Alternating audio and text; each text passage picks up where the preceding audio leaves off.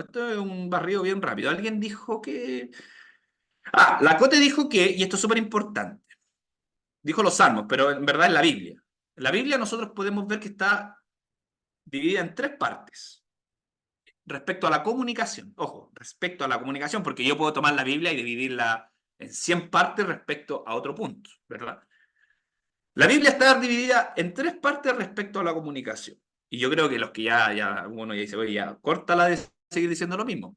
Pero hay que seguir diciendo lo mismo para que se nos quede bien grabado en la cabeza.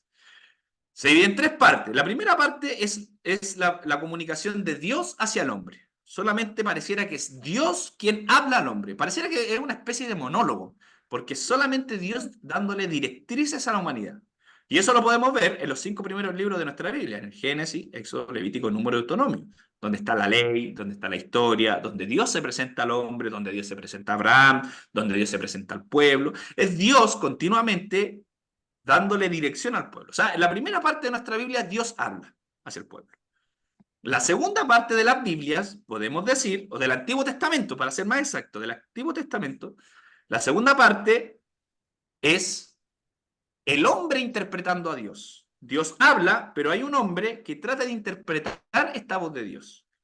Ya no es como Dios dictando casi literalmente, sino que es un hombre que Dios escoge para que interprete o trate de entender lo que Dios quiere decirle al pueblo. ¿Y quiénes eran esos hombres? ¿Quiénes eran? ¿Quiénes eran? Los profetas. Los profetas. Muy bien. Los profetas eran estos hombres que de alguna forma trataban de anunciar y denunciar hacia el pueblo lo que Dios estaba pidiendo o exigiendo. Son como intérpretes. ¿Han cachado cuando los pastores, hay pastores de gringos que vienen a predicar a Chile? ¿Han cachado, no? Y tiene que tener un traductor, ¿verdad? Al español. Y se dan color esos pastores, se dan color los que predican en inglés. Todos cuando éramos chicos y soñábamos ser predicador, era el gran sueño de todos, ¿verdad? Yo cuando chico y quería ser predicador, mi gran sueño era ir a Estados Unidos y que un gringo me tradujera al inglés lo que yo estoy diciendo. Ahí desbloqueé otro nivel. Josué, ¿te puedo hacer una pregunta? Perdón. ¿Quién es? Jan, soy nuevo en este... Estuve en el vínculo. Jan, ¿verdad? Sí. Dígame, Jan. Consulta. La Biblia son interpretaciones, o sea, la Biblia es una, ¿cierto? Pero las ramas de diferentes iglesias son diferentes tipos de interpretación en este caso. Claro. ¿Guarda relación con lo que tú estás diciendo? Exactamente, Jan, exactamente. La Biblia es un conjunto de libros, de varios libros que forman lo que hoy día nosotros conocemos como Biblia. Y cada una de las expresiones de fe o las denominaciones que hay a través del mundo, ¿por qué se separan una entre otras? Porque interpretan algunos temas de la Biblia o algunos temas de Dios o algunos temas de Jesús o algunos temas de la iglesia de diferentes formas. Entonces, como yo, por ejemplo, estoy yo con la Chayi. Entonces, yo y la Chayi en un mismo texto leemos dos cosas diferentes. No quiere decir que la Chayi esté mal y yo estoy bien, o quiere decir que yo estoy mal y la Chayi está bien. Entonces, ¿qué hace la iglesia? Creo yo que es muy sabio esto, es decir, bueno, creemos de diferente forma, puede que a lo mejor tengamos que vivir una comunidad de diferente forma. Y eso no es malo para mí personalmente, no es malo porque finalmente así la iglesia también se diversifica y puede llegar a diferentes realidades. Pero sí, efectivamente las denominaciones o las iglesias diferentes porque se acercaron a un texto en algún tiempo de la historia y interpretaron de diferentes formas lo que decía en el texto. Simplemente es eso. Clarito, gracias. Por eso, por ejemplo, los protestantes somos tan diferentes en ciertos temas. Yo creo que hay temas que más nos unen a los católicos que nos separan, pero hay cosas que nos separan en relación a la espiritualidad o la forma de hacer comunidad, e incluso la liturgia más que nada. ¿Ya? En lo particular, yo vengo de la iglesia católica y de la mormona, entonces me he dado cuenta de eso, que hay interpretaciones distintas. Claro, hay interpretaciones diferentes en un texto. Y se han peleado por años algunos son más talibanes para sus cosas que están dispuestos a matar por su interpretación. y otros que la defienden desde el debate, desde la academia, o simplemente no la defienden y viven como creen que se debería, ¿entienden? Así ha pasado a lo largo de toda la iglesia. De hecho, en el libro de los Hechos de nuestra Biblia se genera ahí un debate entre diferentes sectores. Por ejemplo, muy rápido, por ejemplo, cuando parte la iglesia, hubo un sector de la iglesia, de nuestra iglesia, de donde viene el cristianismo, que decía que todos los hombres que se convertían a Cristo tenían que circuncidarse, por ejemplo. Entonces había un grupo de creyentes en Jesús que decían, bueno, cualquier creyente, cuando tú te conviertas y decidas seguir a Jesús, el hombre tiene que circuncidarse. ¿Se imaginan que eso hubiese quedado como ley o como norma hasta el día de hoy? Estaríamos todos circuncidados. Todos los hombres circuncidados, ¿verdad? Pero hubo otro grupo de la primera iglesia que dijo, no es necesario que nos circuncidemos, porque la circuncisión es solamente para los judíos, no para nosotros que no venimos judíos. Entonces, ¿qué dijeron? Bueno, el que se quiere circuncidar, que se circuncide, y el que no es ley, no es pecado, no es nada. Entonces, agradezcamos al Señor por las interpretaciones correctas, o si no estaríamos todos circuncidados. ¿Se entiende o no? Es bien interesante ese tema. Ya. Avancemos. Entonces, dijimos que la Biblia se dividía también, la segunda parte es cuando alguien interpreta a Dios. Y tercera parte, donde están incluidos los salmos, donde está incluido el libro de Cantares, de Lamentaciones, del Eclesiastés, donde están incluidos todos estos libros que se llaman los escritos, es la comunicación nace desde el hombre hacia Dios, ¿ya? Por eso no hay que tomarlo como doctrina en sí, porque finalmente en estos libros el hombre se vacía de alguna forma en Dios. Le dice, Dios, me pasa esto, quiero matar a mi enemigo, quiero degollarlo, quiero que se desangren, e incluso quiero bañarme en el charco de sangre que produzca el asesinato de mi enemigo. Muchos salmos dicen eso. Por lo tanto, son salmos viscerales, si se pueden decir, ¿verdad? Desde el estómago muchas veces, desde la rabia, desde el rencor. Y así como también hay otros salmos hermosos que son los que vimos, como el Salmo 23, que nacen desde la esperanza, desde el ver a Dios como el protector, desde el ver a Dios o al Señor como el pastor, ¿se entiende? Por eso que los salmos nos interpelan mucho, porque pareciera que cuando yo leo el salmo me estoy leyendo a mí mismo. Pareciera que yo cuando voy al salmo y leo son las vivencias que me pasan, porque a veces necesito que Dios me proteja, literalmente. O necesito dormir en la noche y no duermo. Entonces cuando leo un salmo que el salmista dice, Dios, ¿verdad? No tengo paz en mis noches, ese salmista me representa a mí, porque yo no puedo dormir en la noche, ¿verdad? O cuando veo que los malos triunfan, ¿por qué esta persona que me ha hecho daño tiene éxito? Hay salmos que también me representan eso, porque el salmista se pregunta, ¿por qué los malos triunfan? ¿Verdad? ¿Y por qué el bueno tiene que sufrir dolor? ¿Se entiende?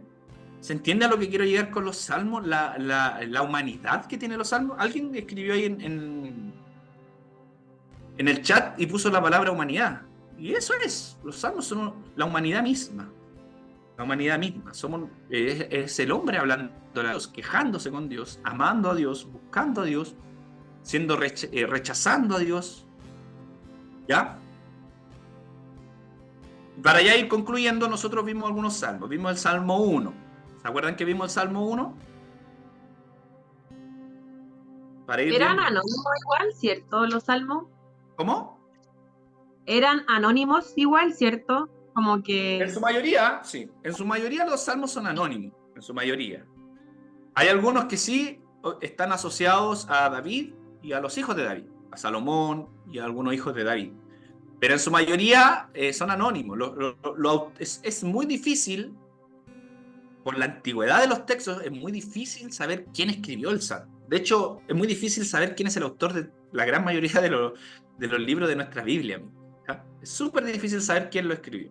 También dijimos en un momento que los libros tienen un nombre en honor a personas de la época, ¿verdad? A grandes héroes de la época, si se puede decir. Pero no necesariamente porque lleve ese nombre es que él lo escribió. ¿Entienden? También ya hemos dicho eso. Pero sí, los salmos, hay un consenso que dice que algunos lo escribió David, otros Salomón y otro es totalmente anónimo. ¿Ya?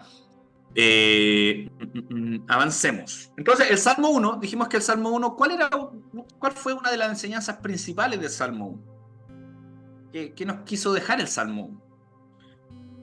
La contracción y la expansión. Bien, me gusta que le haya quedado grabado ahí, chipeado en la mente estos dos conceptos, que no son conceptos que aparecen en el Salmo, pero son definiciones que uno le da para entenderlo. La contracción y expansión. ¿Por qué? Porque el Salmo 1 parte motivándome a pensar a mí mismo, por mí mismo, ¿verdad? Bienaventurado el varón que no anda en camino de malos, ni en camino de pecadores, ni en silla de escarnecedores ha sentado, sino que en la ley de Jehová está su ¿qué? Su delicia. ¿Y en ella qué hace? ¿Qué hace con la ley? ¿Qué hace? La lee simplemente, la comparte, la habla, Medita. la postea, la publica en Instagram. ¿Ah? La medita. La medita, la piensa. Si bien hoy día nosotros no nos regimos por la ley, ¿verdad? Del Pentateuco, para nosotros, cambiemos el nombre de ley, la vida de Jesús, ya que nos gusta hablar mucho a nosotros acerca de la vida de Jesús en esta casa. Entonces, en la vida de Jesús medita, contempla en ella, como dice la Costi. Por eso se llama esto, la observa, por eso se llama la contracción. ¿Por qué? Porque es el acto propio de pensar nuestra fe, de pensar a Jesús. Por eso yo también le he dicho, ustedes no tienen nunca, amigos, que darle la facultad a nadie, como diría el pastor Rocha, a nadie que piense por usted. Nadie puede pensar por usted. Ningún líder religioso, ningún pastor, ningún apóstol, ni un ángel que descienda del cielo puede pensar por usted. Ese es un derecho de ustedes, propio. Ustedes tienen que pensar su fe. Obviamente uno en la vida tiene mentores, tiene referentes, tiene pastores que le han ayudado, pero el acto, el hábito de pensar tiene que ser propio. Y el fruto de ese pensamiento es la contracción que llamamos nosotros. ¿Qué es la contracción? Es la autolimitación. O sea, yo pienso mi fe, pienso mi vida, y en base a mi pensamiento tomo decisiones y digo, bueno, esto no me hace bien. A mí, como Josué, a ti como Valentina, a ti como Adriana, a ti como el Max, como la Andrea, a ustedes, no al resto, a ustedes. Pero esa decisión fue fruto de su pensamiento. ¿Entienden? Eso nos motiva el Salmo 1, al pensar por uno y a llegar a conclusiones para uno. Por lo tanto, cuando yo me autolimito en ciertos temas de la vida, esa autolimitación yo no la tengo que imponer a otro. Por eso que la iglesia, somos muy buenos para eso. A veces parece que la iglesia nació para enseñarle al mundo, ¿verdad? Nosotros somos la regla de conducta del mundo. No, la iglesia, el sentido de la iglesia no es enseñarle al mundo. No es decirle al mundo cómo vivir. No. Nuestras propias autolimitaciones nacen desde el fruto de nuestro propio pensamiento. Por eso, chiquillos, analicemos nuestra vida. ¿Estoy viviendo la vida que yo he decidido vivir por mí mismo en base a lo que he pensado acerca de la fe y reflexionado? ¿O estoy viviendo porque la iglesia me está diciendo que yo así? Es fácil esa fe. O sea, una fe se dice como una fe como de segunda mano, se le llama muchas veces, ¿verdad? Yo recibo una fe desde otro y la vivo porque el otro me está diciendo que así la vivo. ¿Entiendes? Valentina. Ahora sí, es que yo quería, porque estaba recién hablando de la contracción y la expansión de los salmos, como porque eso también lo pasamos, contracción y expansión de los salmos, y como que ahora me quedó claro lo que es la contracción, que es como que te limitas como a tu fe, y la expansión... La expansión, claro, la expansión es lo contrario, es lo que te libera a ti. Es lo que tú dices, yo he decidido vivir así libremente, por eso me expando, por eso me abro a otras realidades, por ejemplo. Me abro a otras realidades, por eso medito mi fe, ¿verdad? Me abro a otras conversaciones, a otros diálogos. La iglesia tiene que estar constantemente dialogando con la sociedad y nosotros como seres pensantes tenemos que constantemente estar evaluando lo que creemos, ¿entiendes? Entonces, esa es la enseñanza, o una de las enseñanzas. Hay mucha enseñanza en el Salmo 1, pero una de las que pudimos ver nosotros es el hábito de cada uno de nosotros. Y ese es el bienaventurado, ese es el feliz, ¿verdad? Esa es la persona que alcanza felicidades, ¿verdad? Aquel que tiene este hábito de expansión, de contracción y expansión. Vamos, avancemos. El segundo era el Salmo 23. Dijimos que una de las ideas principales del Salmo 23 era ver a Jesús o al Señor como el pastor, ¿verdad?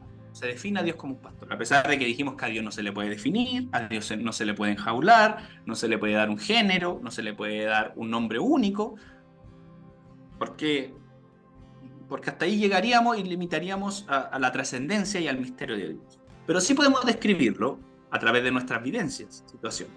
El salmista entendía a Dios como un pastor, porque necesitaba que Dios fuera pastor, ¿verdad? ¿Se acuerdan que hicimos el ejercicio de que ustedes escribieran cómo ven a Dios actualmente en su vida? Y algunos dijeron, bueno, Dios es mi... me gustó mucho el salmo que escribió la Gemi, no sé si está la Gemi por ahí. La Gemi escribió un salmo muy bonito que partía diciendo, Jehová es mi jugo de piña, algo así. Y me encantó porque... Claro, para algunos es la tremenda aberración cosificar a Dios, ¿verdad? Como juego de piña. Pero no, porque ella entiende de que el hecho, ¿verdad?, de ver a Dios así, y ella después lo describe, ¿verdad? Refresca su vida, refresca su alma, le da tranquilidad, le da descanso, ¿se entiende? Por eso a Dios no hay que limitarlo simplemente como Jehová, Dios es el pastor nomás, porque a lo mejor los que nunca hemos tenido una cercanía al pastorado, como de ovejitas, no vamos a entender bien cómo Dios actúa así. ¿Se entiende? Y después termina Salmo 23, que como que Dios ya no es pastor. Parece que Dios es alguien que hospeda, un hospedador, ¿se entiende? Porque Él el que sirve la mesa, el que llena la copa, y no necesariamente eso lo hace un pastor, eso lo hace alguien que es hospitalario. Y dijimos que, y era como ya la parte más gramatical o de exégesis se puede decir, dijimos que la palabra en nuestra Biblia español nada, la mejor traducción es no. Por lo tanto, el Salmo tal vez debería leerse de la siguiente forma: Jehová o el Señor o Dios es mi pastor, no me faltará. Él no me va a faltar, ¿ya? No es nada me faltará, porque cuando asociamos a nada quiere decir que lo asociamos como a situaciones o a cosas que esperamos de Dios. Como que no me va a faltar el dinero, no me va a faltar el cuidado, no me va a faltar la salud, pero estamos viviendo esta vida, amigos. Y esta vida trae muchas sorpresas y hay muchas cosas que nos faltan en esta vida o nos van a faltar en algún momento. Por eso el Salmo debería leerse como Él no me va a faltar.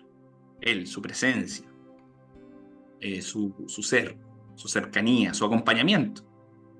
¿Ya? Él no me va a faltar.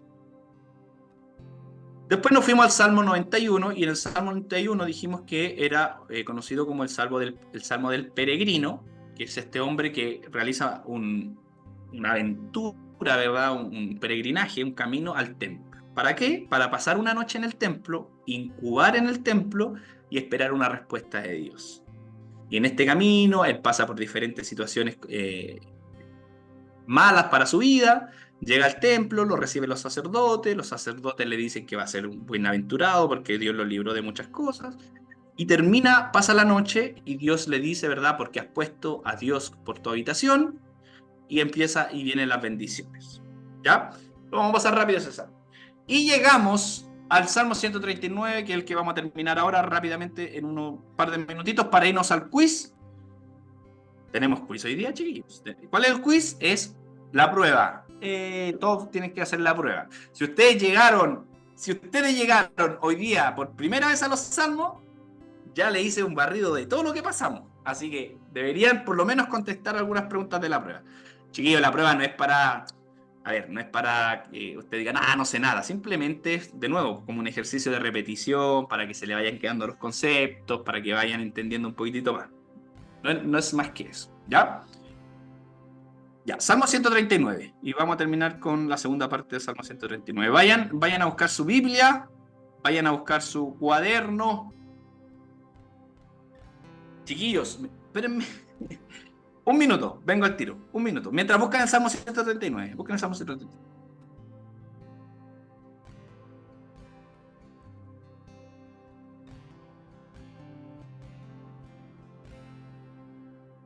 Encontraron. Yo creo que fue a hacer un pichicito. Perdón por la honestidad. Pero a veces cuando llama a la selva, llama. Ay, ¿verdad que está siendo grabado? No, él fue a buscar un agua.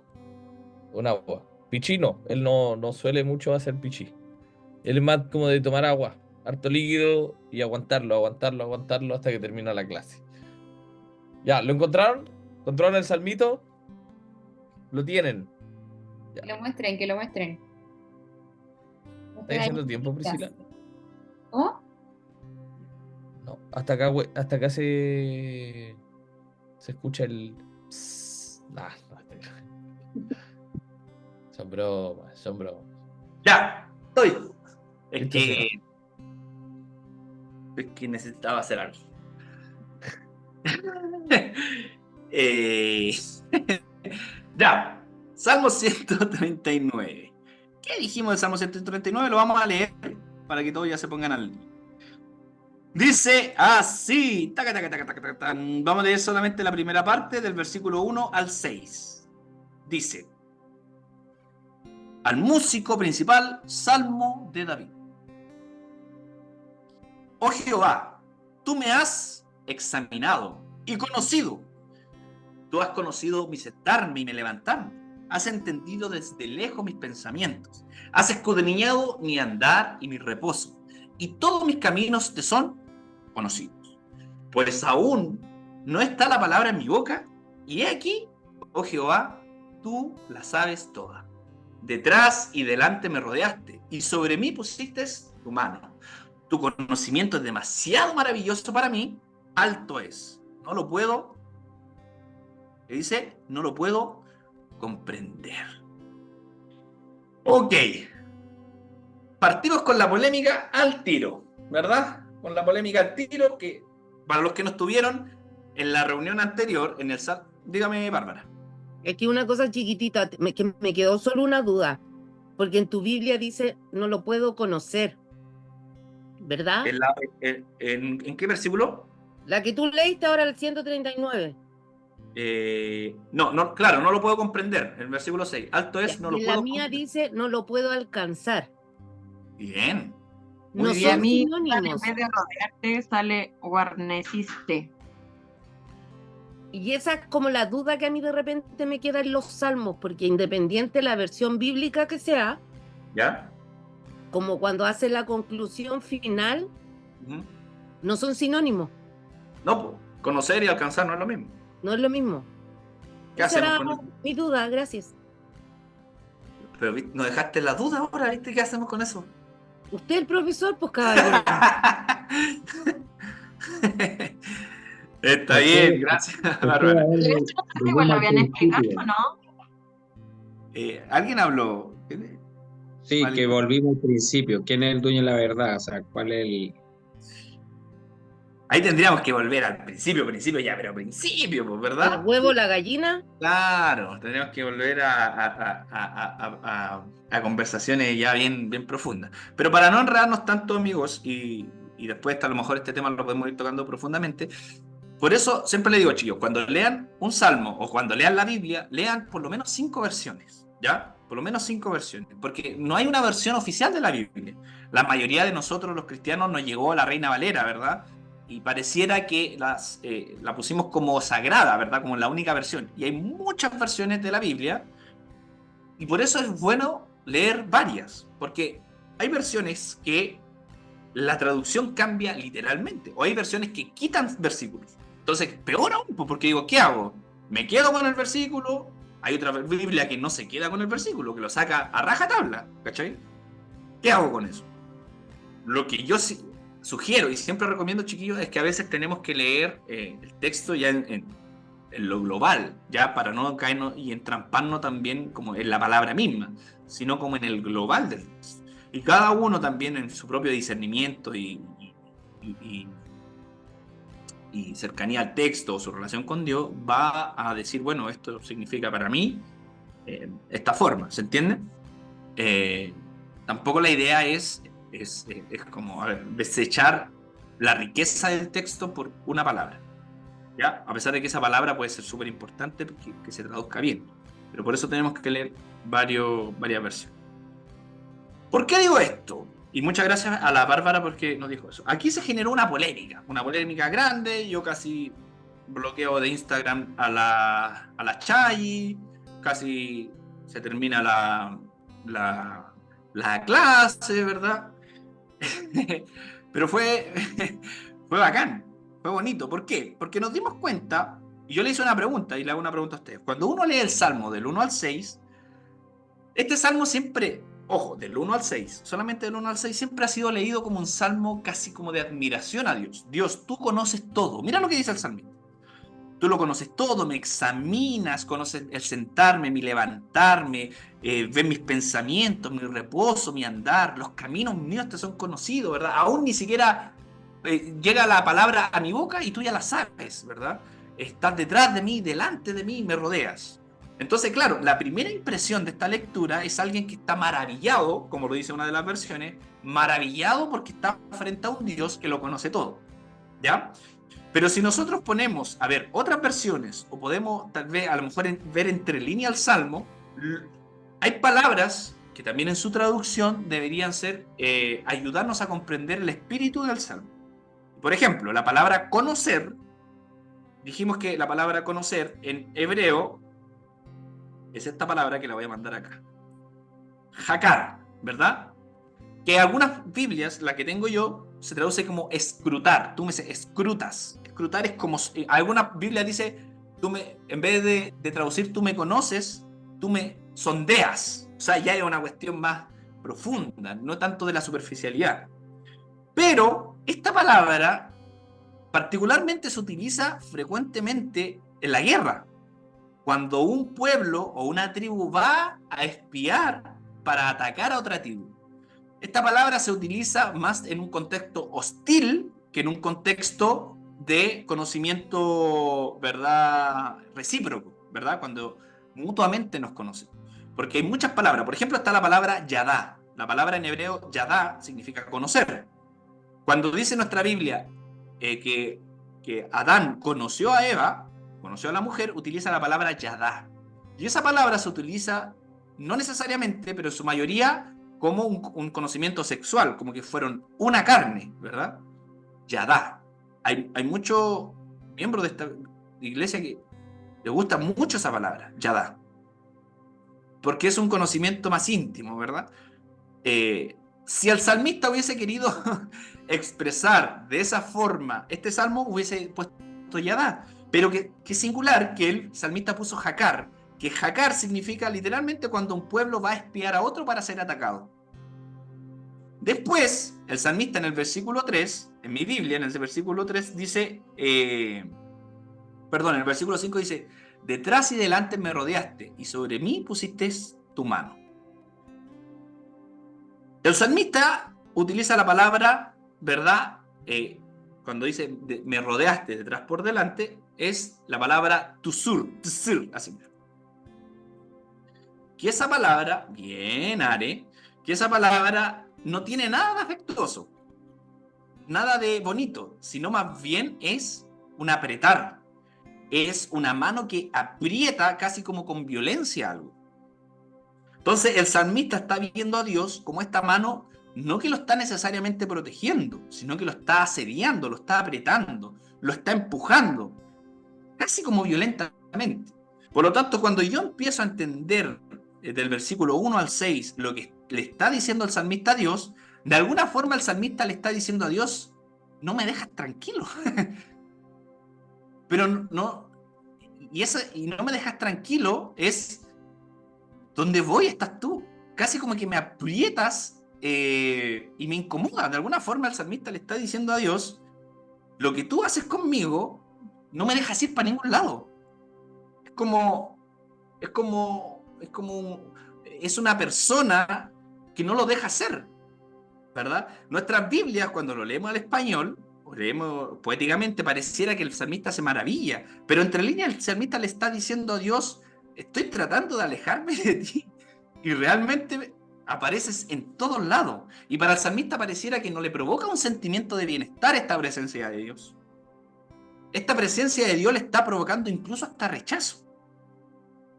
porque pareciera que me estuvieras espiando todo el día. Y tu mano no está para protegerme, incluso está apretándome. ¿Se entiende? Esto es hasta el versículo 6. El salmo todavía no termina. Pero el salmista le está diciendo esto a Dios. Cote. Sería como que el salmista le está diciendo, Señor, suelta tu mejor guerrero. Ya, en verdad, como que no me está gustando esto. Claro. Es cierto. Pero pareciera que el salmista no se... Ojo que el salmista no está como levantando una queja hacia las situaciones, sino como hacia Dios mismo. Como... Porque uno siempre como que dice, pucha, a lo mejor, no sé, me echaron de la pega. No sé, pucha, qué lata, ya, Señor. ¿Pero por qué pasa esto? Pero el salmista no, le está diciendo a Dios mismo. El hombre le está diciendo al mismo Dios, tu presencia me está agobiando. Entonces este salmo inicialmente ya pareciera que no es un salmo tan bonito, es un salmo que para el salmista le está provocando casi como una ansiedad.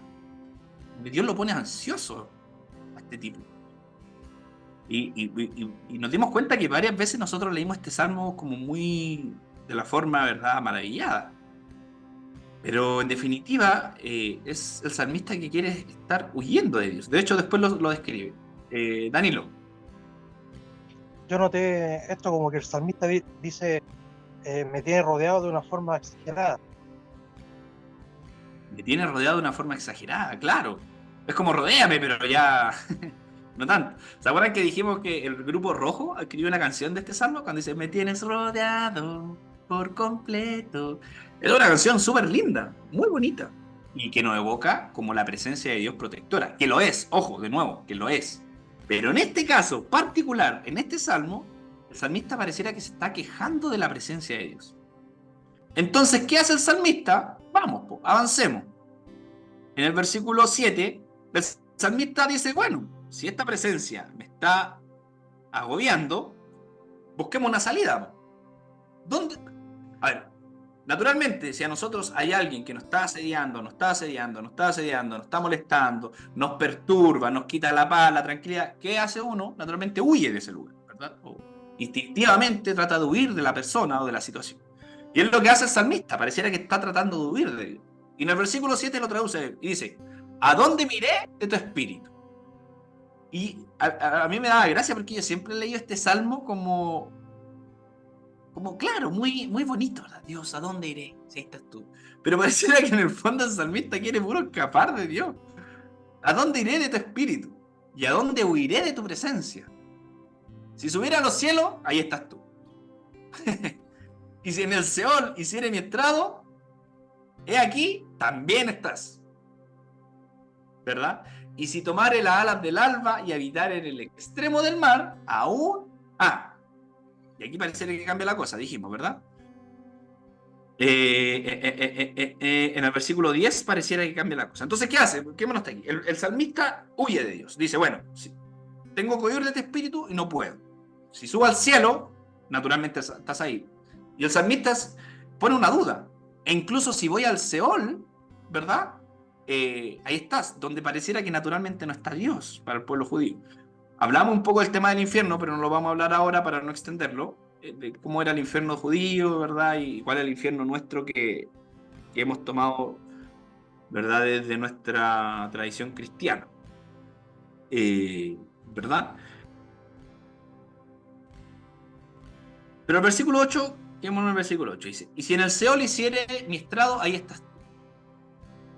Aquí el salmista intencionalmente añade un elemento muy importante en el Salmo, que es el elemento de estas figuras oscuras de la antigüedad.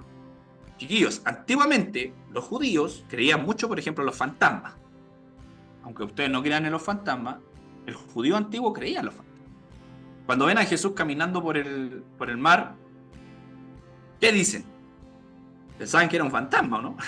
Nuestra Biblia lo traduce como fantasma, pero en definitiva lo que los discípulos creían de Jesús que era como un espectro, un ser que no era parte de este lado de la realidad, ¿verdad? Entonces ellos asumen, como no reconocen a Jesús, de alguna forma dicen, hay un ser que está cerca de nosotros, que no es parte de este mundo y nos está medio asustando, ¿verdad? Nos está penando, como dice el Felipe. Antiguamente la cosmovisión judía creía en esto. creía en estos intercambios de realidades, ¿verdad? La realidad que hay después de la muerte, pareciera que de alguna forma siempre se liga o de alguna forma a veces como que se une con nuestra realidad humana. Bien conocida en la historia de... Creo que era el profeta Samuel, ¿verdad? Cuando le va a preguntar a una especie de vidente y quiere comunicar... David, ya no me acuerdo. O quiere comunicarse Saúl. con... Saúl. ¿Quieren comunicarse con quién? Quieren comunicarse con Samuel, ¿verdad? Ya no me acuerdo bien de la historia, estoy oxidado en esa historia. Pero quiere comunicarse con una persona que ya no es parte de este mundo. Entonces, se dan cuenta que en la antigüedad pasaba eso. ¿Por qué digo esto? Porque el salmista ahora añade un elemento que es un elemento que está fuera de nuestra realidad, que es, por ejemplo, el Seol. El Seol era, digamos, el infierno, aunque no es nuestro infierno, pero para asociar. Digámosle, el infierno que creía el pueblo judío. Entonces él dice que si tomare, vayan al versículo 9, dice, si tomare las alas del alba y habitar en el extremo del mar. Antiguamente dijimos que el mar, y vienes, el Santiago también lo dijo el domingo, para lo que estaba muy perceptivo en la predicación, el mar era sinónimo de lo malo. Las cosas malas sucedían en el mar. Estaban los malos espíritus, ¿verdad? Estaban lo desconocido, pero no lo desconocido bondadoso, lo desconocido como de Dios, sino lo desconocido de parte, digamos, como del lado oscuro de la fuerza, de estos espíritus que de alguna forma atormentan a la tierra, a la humanidad, ¿verdad? Hay una oración pentecostal muy conocida, ¿verdad? Para los que crecimos en iglesias pentecostales, nuestras mamás o nuestras abuelas cuando oraban, ¿dónde echaban los demonios? A las profundidades del mar. No sé si alguna vez oraron por usted algún... porque... No, nunca, a ver, nunca. Te falta esa oración entonces. Me falta que me echen unos demonios para el mar. Pero tiene algo de cierto esto, porque la cosmovisión judía decía que en el mar habitaban todas las fuerzas del mar. Entonces aquí el salmista dice, y si habitar en el extremo del mar. De alguna forma el salmista está diciendo, si yo añado a mi vida, o este deseo de alejarme tanto de ti, me hace coquetear, o tratar de coquetear con esta fuerza oscura, ¿verdad? Dios me agobia tanto, me estás agobiando tanto, que como que ya mi última opción es coquetear, ¿verdad? Con estas fuerzas oscuras, con esta realidad que no es la tuya, digámoslo así, ¿verdad? Con esta fuente de amor o estos caminos que no son los tuyos. Y me encanta porque aquí se añade un elemento muy lindo, que parte del versículo 10. Vamos al versículo 10. Dice, aún allí me guiará tu mano y me asirá tu diestra. Subrayen el versículo 10, por favor, subrayen el versículo 10. Porque aquí hay un cambio de eje. Hay un cambio de eje en el Salmo. En el versículo 5, ¿qué hacía la mano de Dios? La mano de Dios, que no digo Armando, la mano de Dios, ¿qué hacía en el versículo 5? Apretaba al salmista. Nuestras versiones dicen, detrás y delante me rodeaste y sobre mí pusiste tu mano. Pero hay versiones que dicen, esta mano me aprieta, ¿verdad? Y está sobre mí. Entonces, esta mano de Dios, que era la que agobiaba al salmista, en el versículo 10 cambia. Porque el salmista se da cuenta que su mano ya no es una mano que pareciera que hiere, o que aprieta, o que agobia, sino que esta es una mano que guía y que lo sostiene. Asirá tu diestra. ¿Qué pasa con el salmista aquí? Entonces el salmista, en esta evolución del concepto que tiene de Dios, empieza a cambiar este concepto de Dios. En este salmo, el salmista en el versículo 10 empieza a cambiar el concepto de la presencia de Dios. Ya tu presencia no es una presencia que me agobia, es más, es una presencia que me toma y me saca de las oscuridades con las cuales yo coqueteaba, de las oscuridades de las cuales yo dejé entrar a mi vida. Ahora es tu diestra la que me guía a salir de estas malas decisiones que tomé, ¿verdad? De estos malos caminos que anduve, de estas malas fuentes de amor que escogí por alejarme de ti. ¿Se entiende? ¿Entienden a lo que está yendo el salmista? El salmista está cambiando su paradigma de Dios, está transformando su visión de Dios. Y yo le decía esta pregunta a ustedes: ¿a cuántos de nosotros no nos ha pasado eso? Que hace años atrás, o hace un tiempo atrás, entendíamos a Dios como una figura muy rígida. Pareciera que lo entendíamos como el salmista, ¿verdad? Del 1 al 6. Pareciera que Dios para nosotros en algún momento de nuestra historia fue un Dios demasiado rígido, un Dios muy meticuloso con mi santidad, meticuloso con mis acciones, con mis palabras.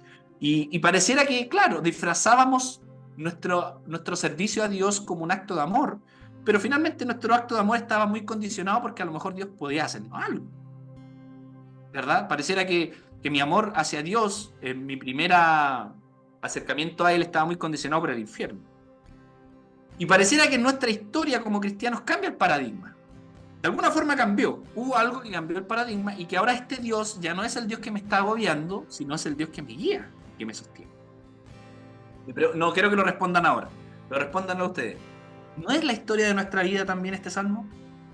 ¿No es la historia de nuestra vida que pareciera que hoy ya Dios no es ese Dios que veíamos antes, lejano, riguroso, de la ley, del orden, de la higiene, si se puede decir, de lo correcto simplemente, sino que este Dios fue mutando en nuestra vida?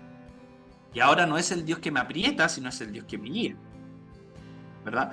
Vamos al versículo 11 y continúo con Jan. Vamos al versículo 11 para terminar esta parte. Estando en el versículo 11 dice: ya este puño se convierte en un abrazo. Y si dijeres, ciertamente las tinieblas me encubrirán, aún la noche resplandecerá alrededor de mí. Aún las tinieblas no encubren de ti, y la noche resplandece como en el día. Lo mismo te son las tinieblas que la luz. O sea, el salmista llega a la conclusión de que este puño de Dios se convierte en un abrazo, ¿verdad? Y está orientado, ¿verdad?, a que cambie el símbolo. Nosotros tenemos que cambiar, y esto es, ya con esto a lo mejor, para ir ya concluyendo esto, nosotros tenemos que cambiar nuestros símbolos que tenemos hacia Dios. ¿Por qué digo símbolos? Porque el hombre, en general, o en su totalidad, utiliza mucho los símbolos para recordar o para asociar, ¿verdad? Cuando yo veo la cruz, el cristianismo, nosotros decidimos que la cruz iba a ser un símbolo del cristianismo, ¿verdad? Porque en ella nos recuerda el sacrificio de la muerte de Jesús. Y hay muchos símbolos en nuestras vidas personales que nos asocian a Dios, ¿verdad? Y estos símbolos a veces son el infierno, a veces son, ¿verdad?, tienen nombre y apellido. Un pastor de nuestra historia antigua, una familia entera. Y parece que esos miedos quedaron ahí, ¿verdad? Parece que de alguna forma igual como que quedan vestigios de lo que era o lo que fue en algún momento estos símbolos de Dios. Por eso nosotros tenemos que ir cambiando estos símbolos o estas definiciones o descripción de Dios.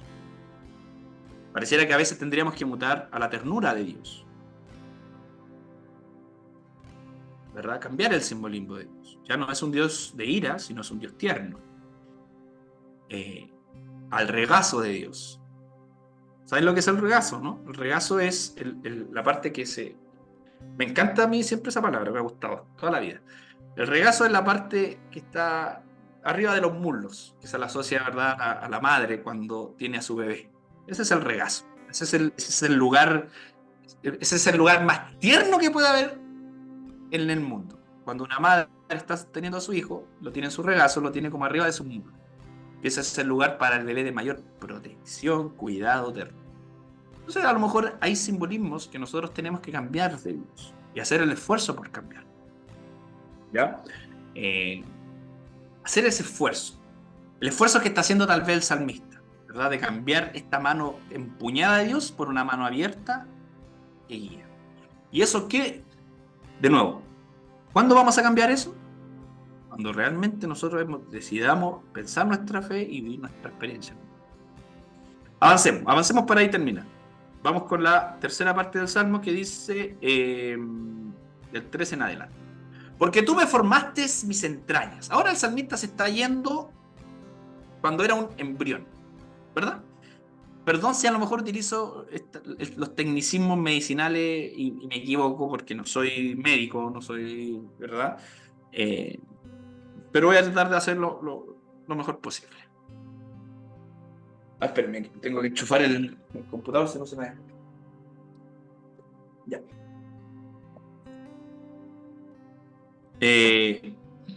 Tú me formaste en mi entraña, tú me hiciste en el vientre de mi madre. Te alabaré, porque formidable y maravillosas son tus obras. Estoy maravillado, y mi alma lo sabe muy bien.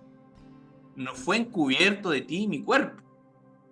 Bien que en lo oculto fui formado, y entretejido en lo más profundo de la tierra. Mi embrión vieron tus ojos. En tu libro estaba escrita en aquellas todas las cosas que fueron luego formadas, sin faltar una de ellas. Cuán precioso me son, oh Señor, tus pensamientos. Cuán grande es la suma de ellos. Si los enumero, se multiplican más que la arena. ¿Y qué dice esta última parte que me gustaría que también la subrayen? Dice, despierto y aún estoy contigo. Despierto y aún estoy contigo. El salmista hace lo siguiente.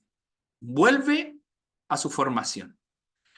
El salmista de alguna forma está reformulando y redefiniendo lo que entiende de Dios. Y para reformular y redefinir lo que entiende de Dios, tiene que nacer de nuevo, pareciera, ¿verdad? Está muy asociado a nuestro concepto de bautismo, ¿verdad? Que el bautismo cristiano es el nuevo nacimiento, ¿verdad? Pareciera que este acto del salmista es como, para yo vivir este Dios nuevo que estoy viendo, necesito interiorizarme en lo más profundo y nacer de nuevo desde acá, desde la médula, desde el corazón, desde adentro creerlo. Por eso que el salmista dice despierto y estoy contigo. Pareciera que el salmista está volviendo a nacer, pero va volviendo a nacer en el sentido de su experiencia con Dios. Su experiencia con Dios. Avancemos. Versículo 19 dice, de cierto, oh Dios, harás morir a los impíos. Chuta, aquí se pone medio brígido. Vieron que los salmos son bien humanos. Harás morir a los impíos. Apartaos, pues, de mí, hombres sanguinarios, porque blasfemáis, dicen ellos, contra ti. Tus enemigos toman en vano tu nombre. Ahora pareciera que el salmista está del lado de Dios. Al principio quería como apartarse de Dios, transforma su visión y su entendimiento a Dios, vuelve a nacer para vivir a este Dios nuevo, pero miren, miren lo que pasa con el salmista. Parece que el salmista ahora ya se pone del lado de Dios, pero va más allá. No sé si a ustedes le han pasado que hay personas o nosotros, uno tiene una personalidad que ya como que te gusta algo, te motiváis por algo, pero ya te vas ya al extremo. ¿Cachai? Ya como que ya te fuiste ya en otra bola.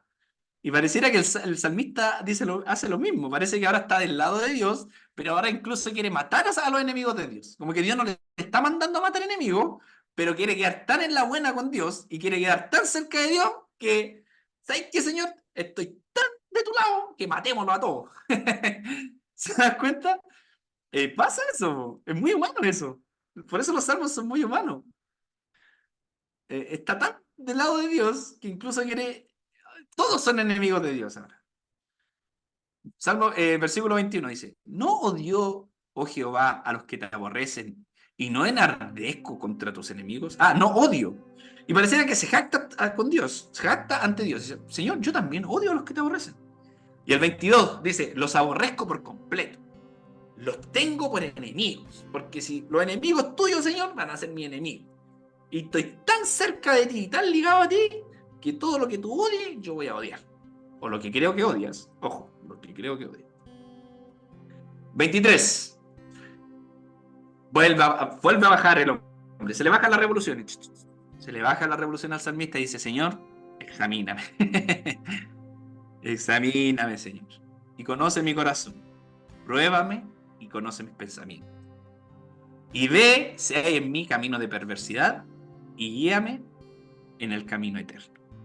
Me gusta cómo cierra esta parte el salmista, Chillo, porque creo que de alguna forma el salmista se reconoce como que constantemente él tiene que estar siendo examinado por Dios, en el sentido de que constantemente él tiene que ir renovando y cambiando lo que cree de Dios. ¿Se dan cuenta que este salmo pareciera que el salmista pasó de muchos estados? Se sentía lejos de Dios porque estaba agobiado. Después la mano de Dios lo sostiene porque lo guía. Y luego ni siquiera está lejos de Dios, está más cerca de Dios porque odia a los enemigos de Dios. Pero luego baja de nuevo para decir, Señor, en definitiva, examina. Necesito ser examinado por ti. Pareciera que esta es la vida humana muchas veces. Si yo puedo resumir un poco este salmo, lo resumo en nuestros impulsos desde nuestra fe. A veces queremos condenar a todos los que no creen igual a nosotros. A veces queremos condenar a Dios mismo por las decisiones que toma. Porque Él ha decidido, no sé, quitar de nuestra vida a alguien. A veces vemos la mano de Dios como una mano que nos protege, que nos guía, que nos sostiene en su diestra. Y a veces estamos en la humilde y le decimos, Señor, ¿sabes qué? Examina. Yo me siento muy, muy identificado con el salmista, con la persona que escribió cuando vayamos al lugar eterno, a la morada eterna, y le voy a preguntar a Dios quién escribió este salmo, ¿verdad? El Salmo 139. Porque es un escrito muy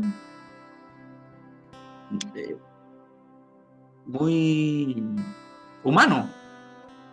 Muy humano. ¿Cuántos de ustedes se han levantado amando al mundo y el otro día se levantan odiando al mundo?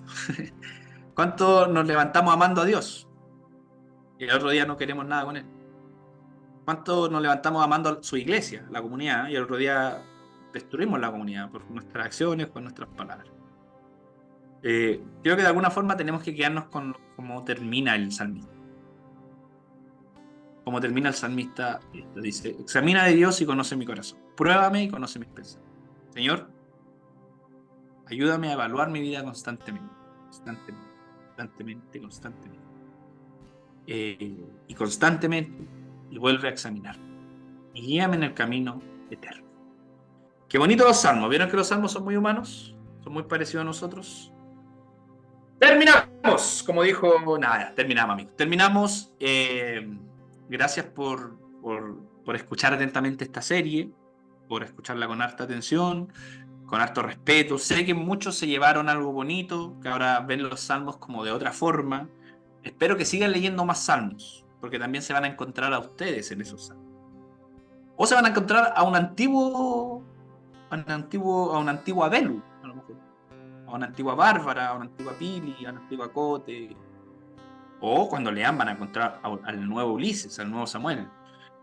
Esos son los salmos. Son humanidad, expresada en poesía, pero me encanta de que Dios haya decidido, de alguna forma, no sé cómo, pero que en nuestra Biblia aparezcan estos escritos tan humanos y Él los valide.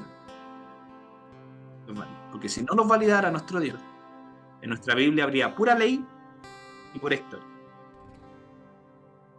Sería un compendio de normas lo que estamos leyendo. Sería un compendio de normas. Pero nuestro Dios es un Dios tierno que nos escucha nuestro reclamo, escucha nuestras alegrías. Así es que eso, amigos. Yo no sé si vamos a tener tiempo para el quiz, porque parece que es medio tarde. Si no, a lo mejor lo podemos dejar ahí para otro día, en la semanita, no sé.